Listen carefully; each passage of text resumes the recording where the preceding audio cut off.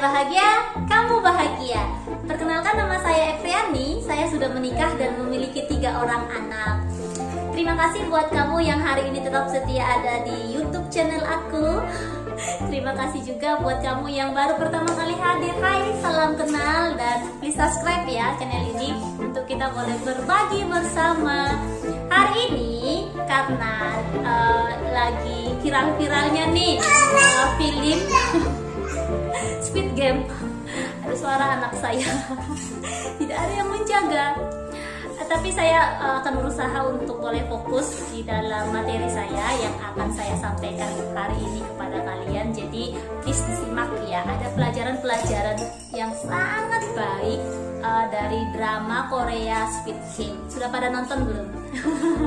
Bagi kamu yang belum nonton, tenang, ini bukan spoiler.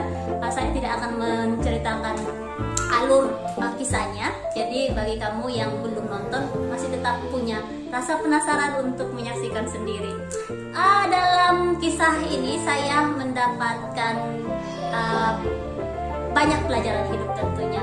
Sama seperti banyak para expert finansial yang menceritakan mengenai nilai-nilai dalam pengelolaan keuangan dalam konten-konten mereka dari materi film Squid Game. Hari ini saya mau membahas mengenai sisi kebahagiaannya, karena berhubung kita adalah orang-orang yang sedang mencari apa sih hal-hal yang membuat saya bahagia seperti itu. Nah, ada dua pribadi atau ada dua permasalahan di dalam Squid Game. Yang pertama itu adalah permasalahan orang-orang yang kurang uang atau yang sama sekali tidak memiliki uang. Siapa itu? Iya, mungkin saya dan kamu juga mungkin ada di posisi orang-orang yang dikategorikan di dalam film Squid Game ini, yaitu kumpulan orang-orang yang mungkin kurang uang gitu kali ya. Dan ada orang yang melimpah atau banyak uang. Tongsisnya dipegang oleh anak saya. Iya, jadi dua pribadi ini yang akan kita Rian, please jangan dulu nak, jangan ya, Oke, sudah, oke, thank you, terima kasih. Sebentar ya nak ya.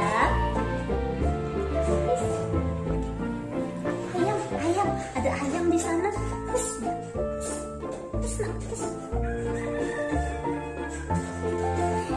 Iya, jadi saya mengulang, ada dua. Ya, minta maaf karena bayi saya tadi fokusnya kepada tiang, jadi saya berusaha menenangkan dia tadi.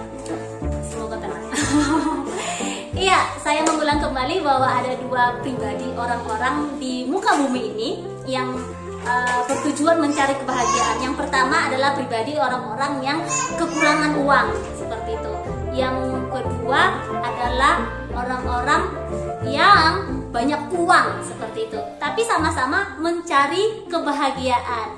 Itu yang saya tangkap dalam film atau drama Korea Squid Game, seperti itu ya. Tergantung kita sekarang ada di posisi mana. Apakah kita orang-orang yang sedang di dalam kekurangan uang dan mencari kebahagiaan di dalam situasi itu, atau kita adalah orang-orang yang sudah punya banyak uang tapi tetap mencari kebahagiaan kita itu seperti apa, seperti itu. Nah, kisah selanjutnya yang menjadikan saya membawa satu pelajaran berharga adalah bahwa kecenderungan bagi setiap orang-orang yang tidak punya uang itu meletakkan kebahagiaannya itu berdasarkan uang, seperti itu. Jadi tentunya kalau saya yang mungkin hari ini kekurangan uang, saya cenderung akan merasa atau menjamin hidup saya itu akan bahagia ketika saya punya banyak uang. Kalian seperti itu tidak? Jadi ada banyak di antara kita yang hari ini yang zonanya sedang di zona krisis keuangan itu selalu berpikir bahwa ketika ketika saya dapat uang maka hidup saya bahagia, seperti itu. Maka ada banyak cara yang dilakukan oleh tipe-tipe atau kumpulan-kumpulan orang seperti ini, seperti yang diceritakan di dalam drama Squid Game, bahwa mereka mempertaruhkan nyawanya untuk mencari uang tersebut. Karena apa? Karena mereka berpikir kalau dengan punya uang maka permasalahan selesai dan mereka akan bahagia. Mereka mengorbankan hubungannya dengan dunia luar, misalnya itu keluarga atau dengan lingkungan sosial seperti itu, dan berfokus mencari uang. Nah, hal-hal apa saja yang kalian korbankan untuk mencari uang? Mungkin hari ini kita sedang berkorban waktu gitu ya. Karena kita sibuk cari uang, maka kita mengorbankan semua waktu kita untuk hal tersebut, sehingga kita kurang memperdulikan waktu kita terhadap keluarga kita, orang-orang inti yang ada di sekitar kita. Mungkin itu terhadap pasangan kita, terhadap orang tua kita, bahkan terhadap anak kita, seperti itu. Lalu kemudian ada juga yang berkorban kesehatan. Bayangkan, ketika kita fokus mencari uang, maka ada banyak mungkin hal yang secara ekstrim kita lakukan, yaitu banyak yang mengorbankan kesehatannya. Mungkin itu lembur tanpa memperdulikan jam tidur, atau mungkin itu berhemat mati-matian supaya uang tidak pergi dari kantongnya, seperti itu. Jadi cara-cara ekstrim yang merugikan kesehatan. Sekali lagi, coba koreksi situasimu hari ini untuk mendapatkan uang. Hal apa saja yang kamu korbankan, seperti itu. Harapannya tetap bijak ya, kita walaupun mungkin hari ini masih dominan, pokoknya permasalahan hidupku hanya selesai dengan aku punya uang, seperti itu. Masih dominan pikiran-pikiran seperti itu. Tapi coba untuk membalanskan atau menyeimbangkan kehidupan kita. Oke, lalu kemudian pribadi kedua adalah pribadi orang yang punya banyak uang tapi tetap mencari kebahagiaan. Jadi buat kita yang yang tidak punya uang hari ini, bagi kita yang hari ini berkekurangan uang, ingatlah, dan satu hal yang harus kita garis bawahi dalam hidup kita, bahwa orang-orang yang kita pandang punya banyak uang itu belum tentu bahagia ternyata. Nah, itu yang disampaikan dalam kisah Squid Game ini, bahwa ada seorang pria yang tidak bahagia.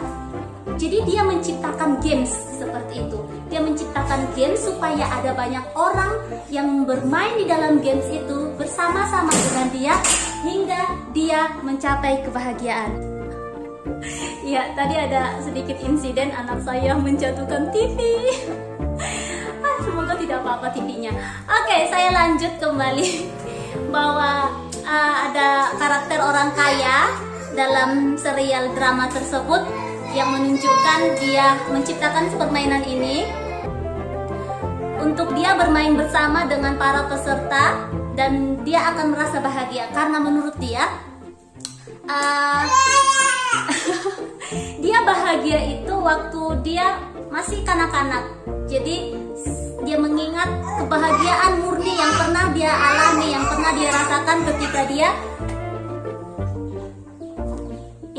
dia bermain bersama teman-teman sejawatnya waktu kecil di kampung halamannya yang masih kumuh seperti itu. Lalu kemudian dia bertumbuh dewasa dan menjadi orang kaya yang punya banyak uang. Dan tapi setelah dia punya banyak uang, dia merasa kalau hidupnya hampa, dan dia ingin kembali ke masa lalunya, di masa dimana dia masih anak-anak yang tersenyum tanpa beban.